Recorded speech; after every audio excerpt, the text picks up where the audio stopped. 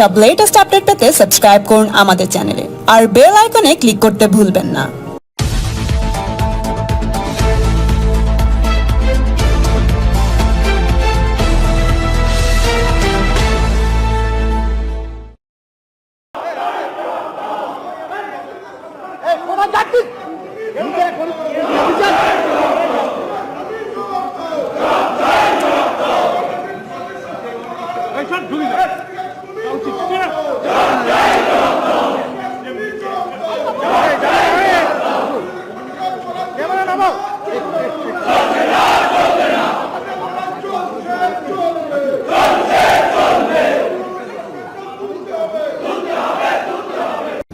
প্রথমত আপনারা জানেন যে মোহাম্মদ বিন্তগুলোকে বিধানসভা চলছে। আমি গতদিন এখানে বলেছিলাম যে question answer, zero hour, calling attention, mention এগুলো এই হাউসের এই সেশনে, বাজেট সেশনে তুলে দিয়েছে। যাই হোক, আপনাদের কাছে বলার একটা ফল হয়েছে। আজ থেকে কোশ্চেন অ্যান্সারটা চালু হয়েছে, অর্থাৎ বিপুল সংখ্যাগরিষ্ঠতা নিয়ে আসা, বিরাট অভিজ্ঞতায় নাকি সমৃদ্ধ শাসক দল বিধানসভাকে এবং বাংলার জনগণকে কিভাবে অবজ্ঞা করছে, এটার মধ্য দিয়ে তার একটা বড় প্রমাণ।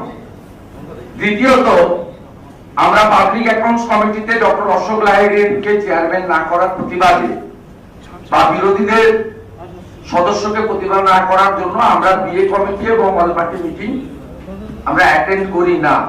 কারণ আমরা জানি রুলিং পার্টির যে হিটলার মুসলিনের মতো আচরণ, মিটিং এর ফলাফল যারা এখানে যায় সেই মিটিং এ পার্টিসিপেট করার কোনো যুক্তিকতা নেই বলে আমরা মনে করি। আপনারা জানেন যে 16 তারিখ পর্যন্ত যে বিষয়টা বিধানসভায় অনুমোদিত হয়েছিল, বিজনেস, তাতে ছিল প্রথম দিন মহামান্য রাজ্যপাল মহোদয়ের বক্তৃতা, যা হয়নি, টেবিল হয়েছে। দ্বিতীয় দিন অবিসুয়ারি, সেখানে আমরা পার্টিসিপেট করেছি, কিন্তু আমরা আশা করেছিলাম যে বর্তমান মন্ত্রী থাকা অবস্থাতে মারা গেছেন সাধন পান্ডে, তার শোক প্রস্তাব আলোচনা হবে। এর আগে সুব্রত মুখোপাধ্যায়ের শোক প্রস্তাব নিয়ে সবাই বলার সুযোগ পেয়েছিল। আমাদের পক্ষ থেকে মহাস্পিকার আরো দু একজন এমএলএ কে আমরা দায়িত্ব দিয়েছিলাম সাধন পান্ডে মহোদয়ের মোশন বা আলোচনা হলে অংশগ্রহণ করতে। তো সাধন পান্ডে মহোদয়ের এইভাবে রীতি ভেঙে সাধন পান্ডে মহোদয়ের কোন স্মরণ করার সুযোগ কোন বিধায়কদের দেয়নি। তার কারণ হচ্ছে একটাই তো পোস্ট, মুখ্যমন্ত্রীর পোস্ট। তিনি নজরুল মঞ্চে তার রাজনৈতিক কর্মকাণ্ড করবেন, তাই এখানে 2 মিনিটে হাউস শেষ হয়েছে। আপনারা দেখেছেন মাত্র 5 ঘন্টা রাজ্যপাল মহোদয়ের ধন্যবাদ জ্ঞাপনের উপরে ডিসকাশন ছিল। 9 তারিখ এবং 10 তারিখ 5 ঘন্টার মধ্যে আমরা অর্ধেক টাইম পাই। আমরা 2.5 ঘন্টা, শাসক দল 2.5 ঘন্টা। আজকে মাননীয় সদস্যরা বলবেন উভয় পক্ষে, আগামীকালও বলবেন এবং বিরোধী দলনেতা বলবেন, তারপরে মুখ্যমন্ত্রী রিপ্লাই দেবেন। এই রীতিনীতি প্রথা আছে। আমি বামামনেরও বিধায়ক 2006 রাজ্যপালের ভাষণের উপর বক্তৃতা 3 দিন ধরে হতো, সবাই বলত এবং আশা করে বিধায়কদের মানুষ জিতিয়ে পাঠিয়েছে তার এলাকার বক্তব্যগুলো তুলে ধরার জন্য, রাজ্যের অবস্থা তুলে ধরার জন্য। কোন সুযোগ এখানে নেই। হঠাৎ করে কালকে সন্ধ্যেবেলা আপনার 5 PM আমাদের চিফ হুইপ অপোজিশন মনোজ টিকা মহোদয়কে রুলিং পার্টির চিফ হুইপ মাননীয় নির্মল ঘোষ ফোন করে বলেন যে কালকেই সেরে ফেলতে হবে। কোন থেকে সেরে ফেলার নির্দেশ এসেছে সেটা বাচ্চা ছেলেরাও জানে, আমাকে নতুন করে বলতে হবে না। 14 তলা চাইছেন আজকেই সেরে ফেলতে। কেন, কি ভয়? কারণ এক্সিট পোল বলছে যোগী আদিত্যনাথ আসছে। কালকে বিজেপি সদস্যদের দিকে উনি তাকাতে পারবেন না। কালকে যোগী আদিত্যনাথ জি আসছেন, সব এক্সিট পোল দেখিয়েছে। আমি এক্সিট পোলের কথা বলছি না। তো আপনারা দেখুন, একদিকে বলছে বিজেপি উঠে গেছে, বিজেপি নেই, অমুক তমুক, হারছে, অমুক, কত বড় বড় কথা। মধ্যে ফিয়ার সাইকোসিস, ভয় কাজ করছে যে উত্তরপ্রদেশ এবং অন্যান্য রাজ্যগুলোতে বিজেপি ভালো ফল করবে, তাই 10 তারিখে মুখ্যমন্ত্রী বিজেপি সদস্যদের সামনে বা মিডিয়ার সামনে আসবেন না। তাই তাড়াহুড়া করে আজকে সভা, এবং আমরা তাও মেনে নিয়েছি, কারণ আমরা 75 মিনিট আমাদের ভাগে যা ছিল আমরা কাজে লাগাতে চেয়েছিলাম, সবাই প্রস্তুতি নিয়ে এসেছিলাম। ওদের দেখবেন 75 মিনিটের 50 মিনিটই একজন নিয়ে নিয়েছে, তাও স্পন্টেনিয়াস স্পিচ নয়, মেড ইন স্পিচ। আমাদের সদস্য ডক্টর অশোক লাহিড়ী প্রথমবার দিতে মেড ইন স্পিচ দিতে গেছিলেন হাউসের মধ্যে, তাকে অনেকটা তিরস্কার করা হয়েছিল। আজকে মুখ্যমন্ত্রী পুরো মেড ইন স্পিচ পড়েছেন, ডাটা নয়, লাইন ধরে ধরে পড়েছেন, আপনারা নিজেরা দেখেছেন। 50 মিনিট একা নিয়ে নিয়েছেন, আর আমরা সব মেম্বারদের মধ্যে ভাগ করে দিয়েছিলাম। আমাদের মুড ছিল যে আমরা পার্টিসিপেট করব, ডিসকাশনে যাব, আমরা কোশ্চেন অ্যান্সারে আমাদের মনোজোড়াও থেকে শুরু করে 1 নম্বর কোশ্চেন ছিল, সবাই পার্টিসিপেট করেছে। আমরা এলাকার কথা, রাজ্যের কথা তুলে ধরতে চাই, সেই কারণে লোক আমাদের পাঠিয়েছে। কিন্তু আমাদের আজকে 2 জন member, Mihir Goswami 4th time member, 3rd time member Sudip Mukherjee 2nd time member এই হাউসে, এবং তারা খুব নন পলিটিশিয়ান, তারা বিজেপির অত্যন্ত দায়িত্বশীল সংগঠক, নেতা, কর্মী। তাদের 2 জনকে কোনো কারণ ছাড়াই আজকে শাসক দল বা সংখ্যাগরিষ্ঠতার জোরে মোশন এনে সেশনের বাকি দিনগুলোর জন্য সাসপেন্ড করেছে।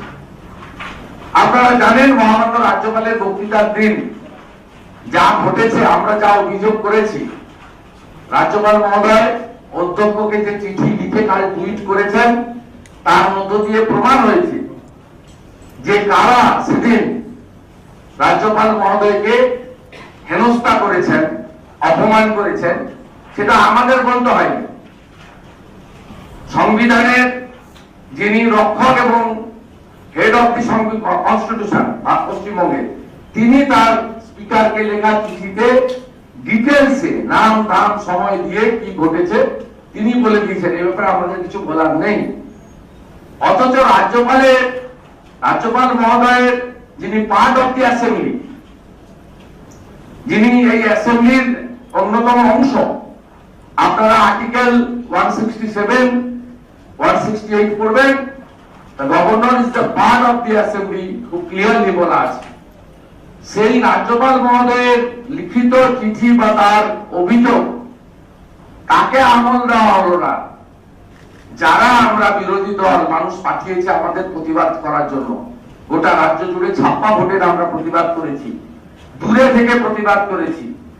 আপনি দেখেছেন বিরোধী দলদের থেকে যতবারই ডেকেছে মাইকে ডাকতে হয়েছে, আমরা ডিস্টেন্স মেনটেন করে ডেকোরাম মেনে প্রোটেস্ট করেছি, কোনো অশালীন। ওরা তো আমাদের প্রধানমন্ত্রী থেকে শুরু করে আমার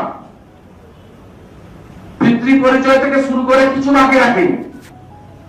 কত ফিল্ডি খারাপ ল্যাঙ্গুয়েজ ইউজ করেছে, কিন্তু আমরা শালীনতা রেখে, আমাদের মহিলা সদস্যরা তারা শালীনতা রেখে শাউটিং স্লোগানের মুক্ত করেছে। মিহির গোস্বামী এবং সুদীপ মুখোপাধ্যায়কে সাসপেন্ড করা হয়েছে।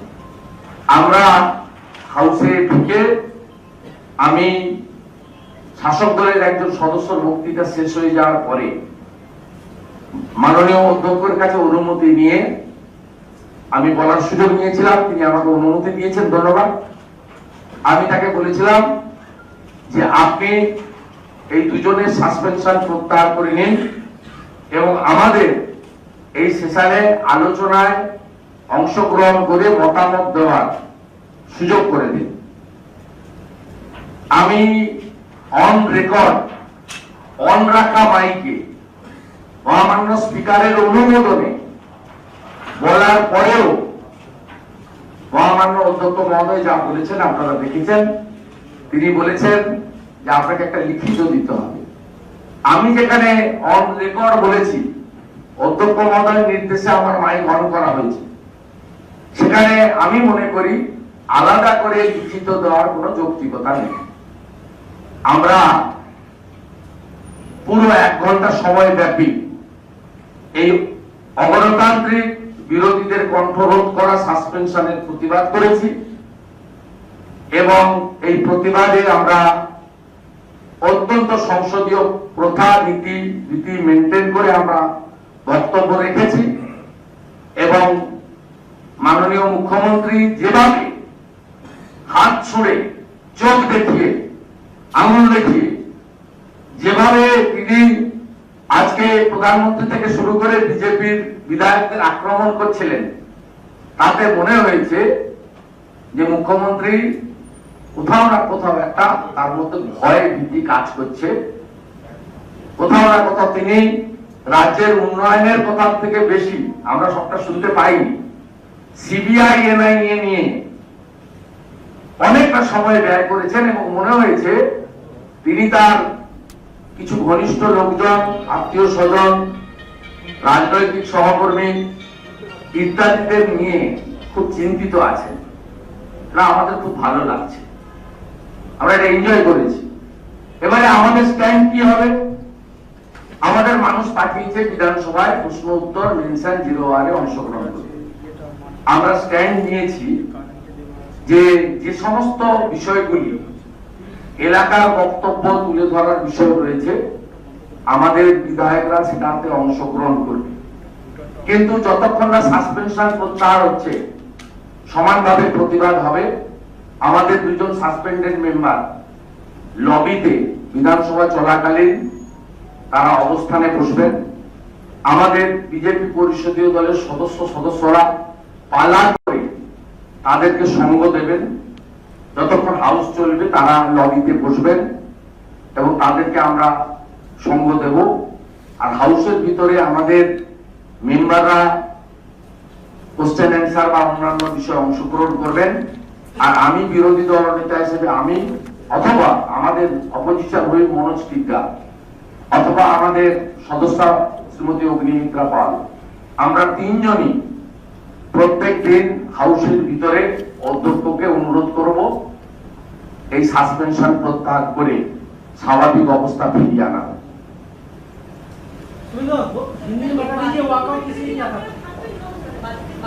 বাজেটের দিন দেখতে হবে,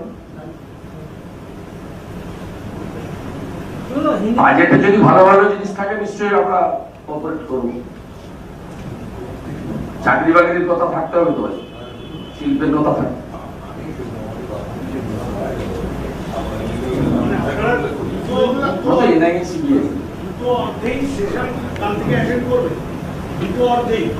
কোন অর্থে বলিনি আমরা, আমাদের কোশ্চেন অ্যান্সার 0 আওয়ার যেগুলো এলাকার বিধায়কদের বলার সুযোগ আছে, ওরা চাইছে না আমাদের বিধায়করা তাদের এলাকার কথা রেকর্ড করা, তাহলে ওদের এলাকায় বলতে সুবিধা হবে যে তোমরা কাকে জিতিয়ে পাঠিয়েছো, তোমাদের এলাকার কথা বলে না। আমরা জানি এগুলো ওরা কেন করছে।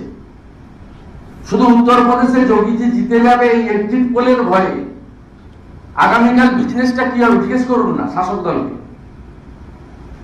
আগামীকালের বিজনেসটা তাহলে কি হবে? যে বিজনেসটা হাউসে পড়লেন, অধ্যক্ষ অনুমোদন করলেন, এটা হয়েছে কখনো? উত্তরপ্রদেশে ভোটের ফলের জন্য আগামীকালের আলোচনা বন্ধ হয়ে 5 ঘন্টাটা 2.5 ঘন্টা 9 তারিখেই সব শেষ। ये डर हम लोग का बहुत अच्छा लग रहा है। মুখ্যমন্ত্রী ভেতরে আজকে বলেছেন, যেটুকু আমরা শুনতে পেয়েছি উপর থেকে, যে নন্দীগ্রামে আন্ডারস্ট্যান্ডিং করা হয়েছিল, ওখানে আমাকে লক্ষ্য করে গুলি চালানো হয়েছিল, বাইকে করে আমি গিয়েছিলাম, আমাকে আন্দোলন শেখাবেন না, এবং নন্দীগ্রামে আন্ডারস্ট্যান্ডিং করা হয়েছিল, এরকম একটা কথা বলেছেন। হাড়ের যন্ত্রণা থেকে বলছেন, অব্যক্ত যন্ত্রণা। ডেকে নিয়ে গেছিলেন সবাই 18 জানুয়ারি 2021, সামনে 30-40 হাজার লোক, ফুলিয়ে ফাঁপিয়ে বলা মিডিয়া, শুভেন্দু কে হরিদাস দাঁড়িয়ে পড়ো হেরে যাবে। হেরেছেন তো 1956 ভোটে। পশ্চিমবঙ্গে ভারতবর্ষে কোথাও হয়নি। 1996 অচ্যুতানন্দ কেরালা এলডিএফ মুখ্যমন্ত্রী হেরেছেন, এলডিএফ জিতেছে, মুখ্যমন্ত্রী করেনি ওকে। প্রেম কুমার ধুমল হিমাচল প্রদেশ বিজেপি, বিজেপি জিতেছে, প্রেম কুমার ধুমল হেরেছে, প্রেম কুমার ধুমল সিএম হননি। এটা হচ্ছে অনলি এক্সেপশন মমতা ব্যানার্জি, যিনি হেরে মুখ্যমন্ত্রী হয়েছেন। আগে বাংলার মানুষ ওনাকে নন এমএলএ বলতো, এখন বলে কম্পার্টমেন্টাল মুখ্যমন্ত্রী। কোন ছাত্র বা ছাত্রী যদি দুবার পরীক্ষা দিয়ে পাস করে তাকে কম্পার্টমেন্টাল বলা হয়। এই যন্ত্রণা তো থাকবেই। অটোবায়োগ্রাফি লিখতে গেলেও লিখতে হবে হেরেছি হেরেছি হেরেছি। आज आप लोगों का बाइकआउट क्यों रहा है? क्यों आप लोग बाइकआउट किए? बॉयकॉट नहीं है, हमारी एजिटेशन था। पूरा बॉयकॉट बाहर होता है। हम लोग अंदर जाके हमारी पूरा के पूरा जितना भी भाजपा एमएलए है एक साथ, ये हमारी दो जो हमारी कॉलीग है, इसके लिए हम लोग एक साथ प्रदर्शन किया। ये प्रदर्शन भी जारी रहेगा। आज जो मुद्दा उठाना है, जो मुद्दा के साथ जमीन का लोगों का जिसको बेनिफिट का मामला है, एरिया का प्रगति विकास का मामला है, वो भी हम लोग क्वेश्चन आंसर मेंशन में चलेगा। एक साथ एजुकेशन भी चलेगा और पार्टिसिपेशन भी चलेगा। ठीक है, हम लोग को उम्मीद है जो अपील में आज किया स्पीकर साहब ने उसको कंसीडर करेगा और सस्पेंशन विड्रॉ कॉल कर लेगा, हाउस में नॉर्मल से आ जाएगा। हम लोग पार्टिसिपेट करने के लिए, अच्छा सुझाव देने के लिए तैयार है।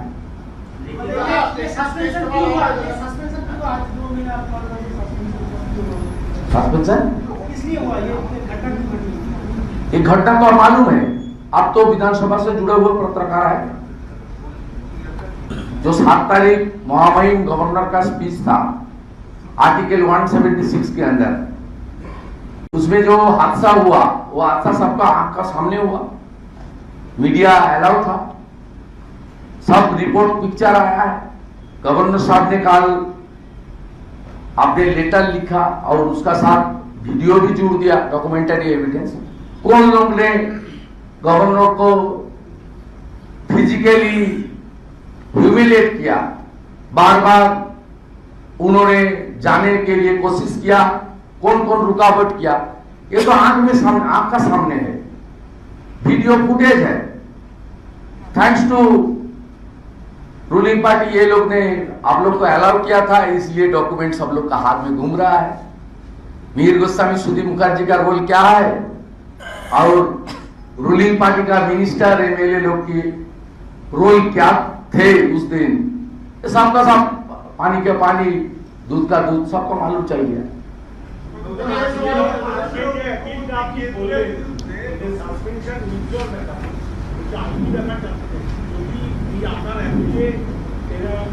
আজকে এন্টারটেইন করেননি তো, উনি লিখিত চেয়েছেন, আমি দেব না কেন, কারণ বলছি with due regard to the speaker chair, আমি বলতে চেয়ে আমি হাত দেখিয়েছি, উনি আমাকে অ্যালাউ করেছেন।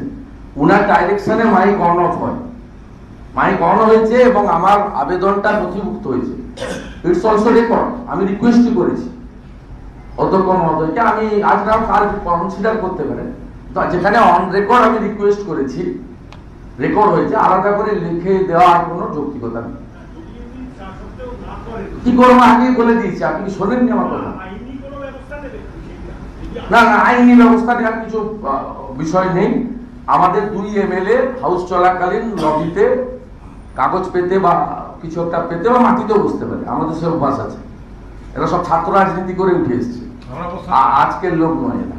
তাই এরা ধর্ণা দেবে, আমরা হাউস করব এবং এর পাশেও থাকবো, এদের সঙ্গে আমরা দেব। আর হাউস চালু হলে কখনো লিডার অফ অপোজিশন, কখনো leader chief whip of opposition, কখনো আমাদের কোনো সিনিয়র মেম্বার উঠে দাঁড়িয়ে অধ্যক্ষকে বারে বারেই আমরা অনুরোধ করব আপনি সাসপেনশন প্রত্যাহার করে দেন।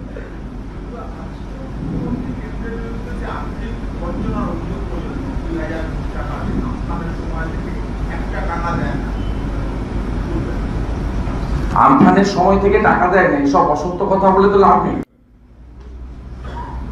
আপনার একটা মন্ত্রী এখন নিউ টাউনে আছে, নাম গজেন্দ্র সিং শেখাওয়াত, তাকে জিজ্ঞেস করবেন যে গোটা ভারতবর্ষে জল জীবন মিশনের নামটা জল স্বপ্ন হয়েছে কেন?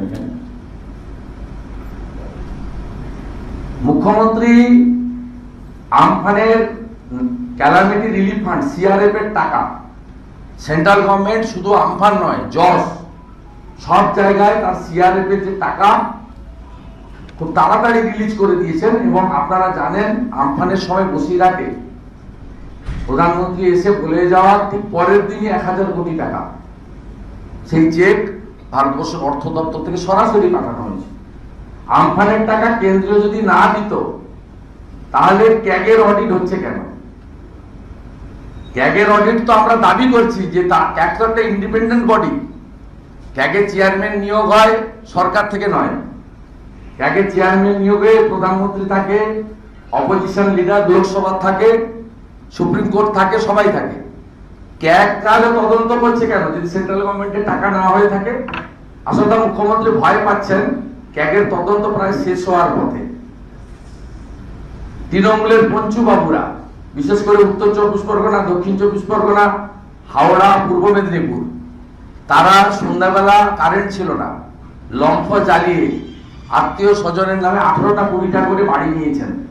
প্রত্যেকটা বাড়ির জন্য 20,000 টাকা করে ক্ষতিপূরণ দিয়েছিল কেন্দ্র সরকার। একটা গবাদি পশু মানে গাড়ি মারা গেলে 30,000 টাকা, গরু নেই এরকম করে 4টে করে গরু নিয়েছেন তৃণমূলের নেতারা। পানের বরজ পচেছিল 6,000 টাকা। যাদের পানের বরজ নেই সেই সমস্ত তৃণমূলের পঞ্চায়েতের লোকরা 4টে করে পানের বরজের টাকা নিয়েছেন। ক্যাগের তদন্ত প্রায় শেষ হওয়ার পথে, যেটুকু আমি শুনেছি। তিনি ভয় পাচ্ছেন, তিনি ক্যাগকে ভয় পাচ্ছেন, তিনি সিবিআই কে ভয় পাচ্ছেন, এনআইএ কে ভয় পাচ্ছেন। নন্দীগ্রামের ভূত এখনো মাথায় চেপে বসে আছে। বলছেন আমাদের রাজ্যসভার মেম্বারদেরকে সাসপেন্ড করা হয়েছিল, সেখানে নাকি কোনো প্রতিবাদ হয়নি, সেই জন্য সুদীপ মুখার্জি আর সুবীর গোস্বামী সাসপেন্ড করেছেন। তা উনি নিজে লোকসভাতে স্পিকারের গায়ে চাদর ছুড়েছেন, কাগজ ছুড়েছেন। কিভাবে অশ্বিনী বৈষ্ণব রেলমন্ত্রীর হাত থেকে কাগজ কাড়ি না হয়েছে? আমরা তো আমাদের সীমারেখা লঙ্ঘন করিনি। আজকেও আমাদের যে শাউটিং স্লোগান হয়েছে, আমরা আমাদের সিট থেকে দাঁড়িয়ে করেছি, আমরা কোথাও করিনি। এবং সোমবারও আমরা যেটা করেছিলাম মহিলে নেমে অপোজিশন সাইডে থেকে, আমরা কখনো জায়গা ক্রস করে যাইনি। বিজেপিকে সংসদীয় রীতিনীতি, শালীনতা, সভ্যতা, নম্রতা এগুলো শেখানোর কোনো দরকার এই মুখ্যমন্ত্রীর দরকার নেই। 2006 সালে সিঙ্গুর থেকে পালিয়ে এসে তিনি গোটা বিধানসভাটা ভেঙে দিয়েছিলেন। ভিডিও ভাইরাল হয়েছে, প্রত্যেকের হাতে হাতে ঘুরে বেড়াচ্ছে। তছনছ করে দিয়ে গেছিলেন এই হেরিটেজ বিধানসভাকে। অতএব এগুলো মানায় না, কেউ শুনলেও না। আমরা আন্দোলনও করবো, পার্টিসিপেশনও করবো, দুটো একসঙ্গে চলবে। दादा एक अंतिम सवाल है। आज मुख्यमंत्री से जितना हम लोगों ने सुना, उन्होंने कहा कि नंदीग्राम में साजिश की गई थी, इसके लिए जनता से पहले माफी मांगा जाए तो हम लोग भी माफ कर दें। कौन माफी मांगेगा? मुख्यमंत्री ने कहा जो कौन साजिश करने वाले हैं वो कौन माफी मांगेगा? साजिश करने वाले हैं वो माफी मांगे। हाँ, साजिश करने वाले को उसको तो ढूंढना चाहिए। सीएम है ना, सब तो उसके पास है, प्रशासन तंत्र उनके पास है। उनको तो व्हाइट पेपर निकलना चाहिए। इतना गुस्सा होने से कोई कुछ नहीं होने वाला। योगी जी और मोदी जी का डर से और बीजेपी का आज जो हुआ एजिटेशन, इससे डर बहुत अच्छा लग रहा है।